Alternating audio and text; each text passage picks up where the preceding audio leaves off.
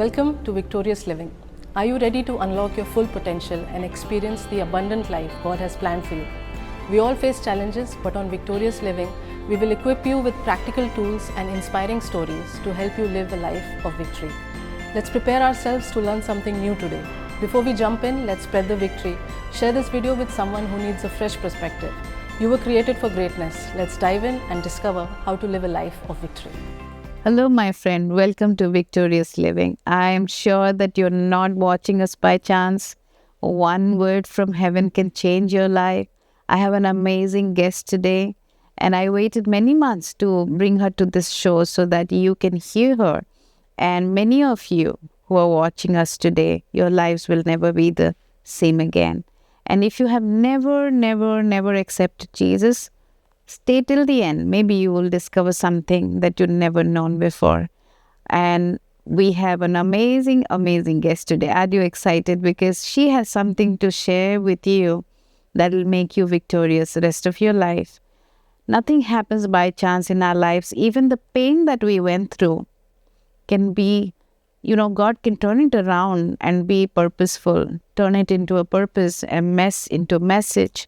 So even if you have gone through the worst of childhood or teenage and very bad time till now, I'm assuring you, you will have a different perspective today after this show. So welcome. And I want to welcome you, Annie. Thank you for coming to our show.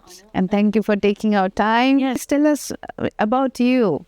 We were talking about your past, your childhood in the last program. I'm sure people are wondering, what is Annie doing? She's dressed all crazy with her colorful hair and she's got her sparkling nails. But we're twins today because your nails are sparkling too. Yes. So I am actually a former victim of sex trafficking.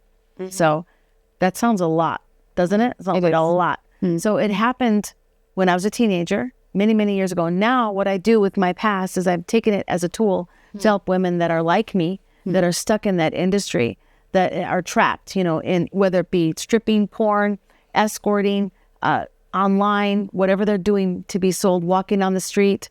They call it the blade, the track.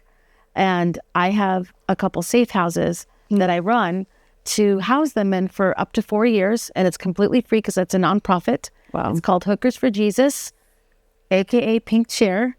And I've been doing this work for about 21 years. Wonderful. So I've been in ministry, and it all started from an overdose.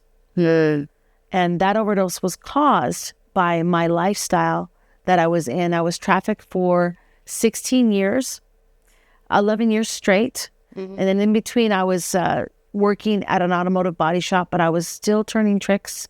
And that means to sell your body for money or for favors, corporate favors, because I was actually sleeping with men to get corporate business accounts for our automotive company, to get, it's called contracts, to fix cars.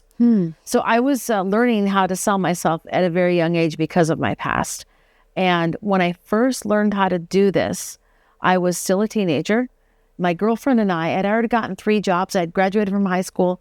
And I got 3 jobs like almost right away to get my own place. I never had nice things growing up. And I know that totally sounds like an oxymoron. My father owned land, but he never made a profit off of it. It was in Wisconsin. Wisconsin land's not worth that much. And especially if it's heavily wooded, it's never been farmed. It's not worth a lot of money. You have to cut all the trees down, and it's a lot of stuff. I've learned a lot about blazing trails with new roads and pathways because of what I learned by my grandfather and father making the land to make deer trails so they could go hunting. So talk about, because I am a trailblazer. When I was starting to do what I do now, nobody was doing it, and I couldn't find any agency like ours. There was no one that was serving trafficking victims, none that I could find anyway, that I knew about. So I decided to become the answer that I needed.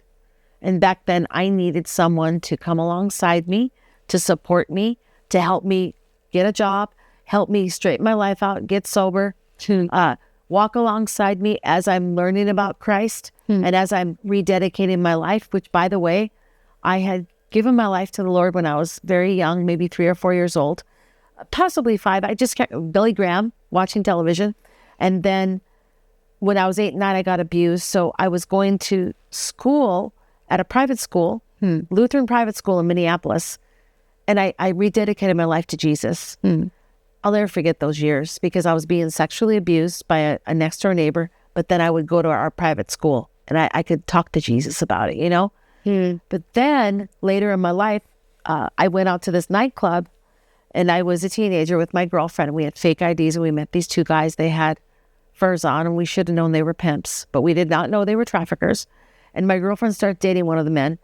Long story short, I learned how to sell myself. And I quit all 3 of my jobs. And I'm really good at what I used to do. I'm good at doing insurance claims. I was a great waitress because I was a waitress at 2 of my different jobs I had.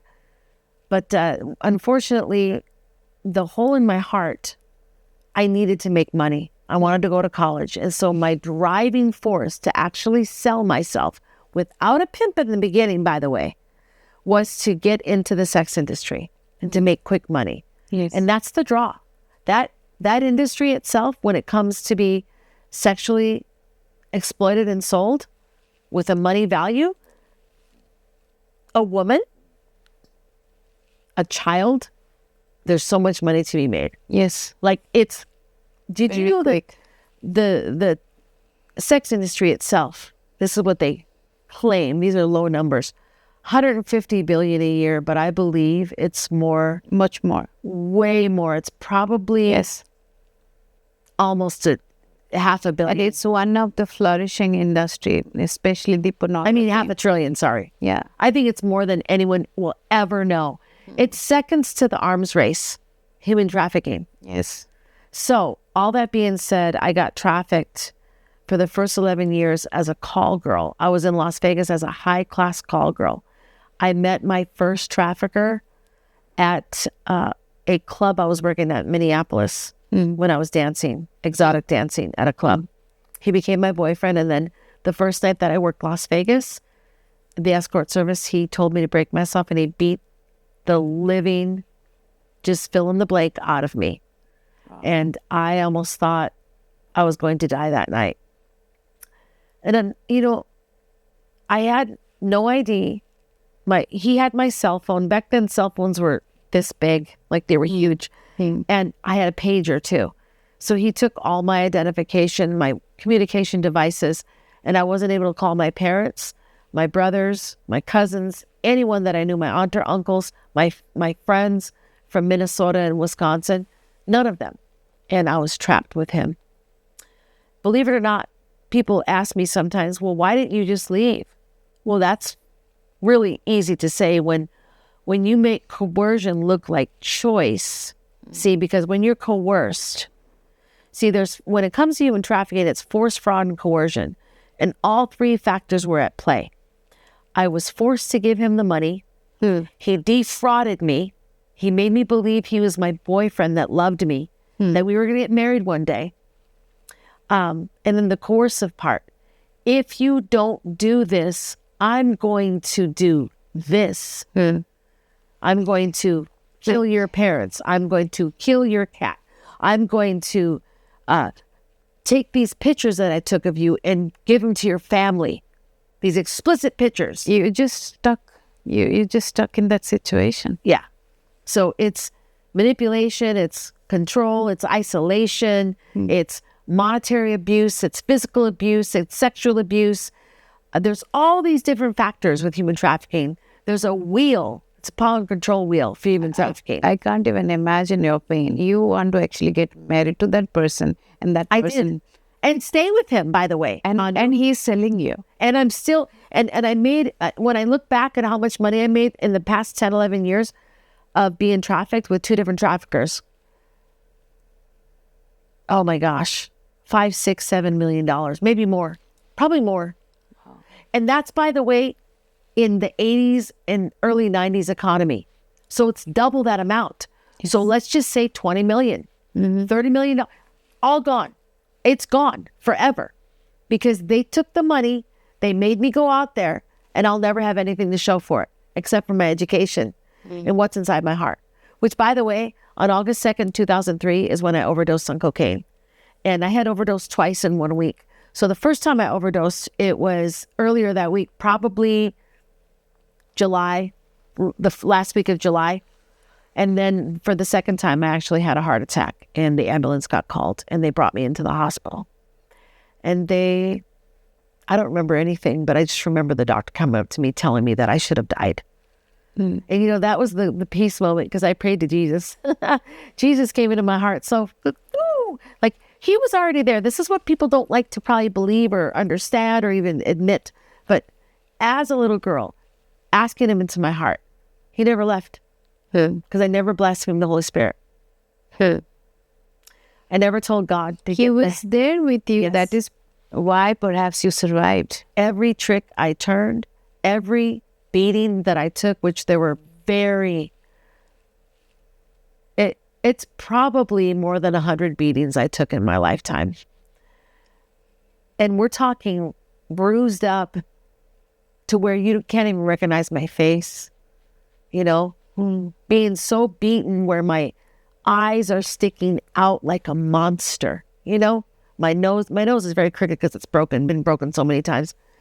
And the traffickers, they have to beat the victims because they need to stay in control. Yeah, it's the manipulation, intimidation, fear, mostly, you know. You're basically in fight, flight, freeze, fawn mode at all times. Fighting to survive. You want to leave, that's the flight, but you can't.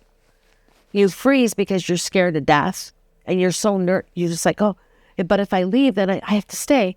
And then the fawn part is, oh, what do you want me to do? I love you. Oh, I would never hide money from you. I would never leave you, honey. You know I love you. That's what I would say to my trafficker because he would beat me for even me saying I'm going to leave you. He would just beat me to a pulp. So I learned early on to keep my mouth shut, to do whatever he said, to play a game that I agreed with him. That, oh, you're my pimp, but I love you. So that's a lot of torture and that's a lot of complex trauma. And I even say this to a lot of different people. Trauma is a lifetime experience. Jesus can take it all away. And he is the original trauma-informed care, by the way. The original trauma-informed care is Jesus Christ because Jesus Christ is love, right? And God says in Psalm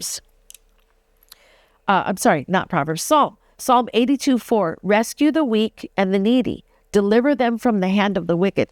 Well, listen, the last time I checked, the hand of the wicked is Satan. Thank you for joining us today, and I hope you were blessed by this message. Let's use this encouragement to spread hope and light, not only in our own lives, but also in our families and communities.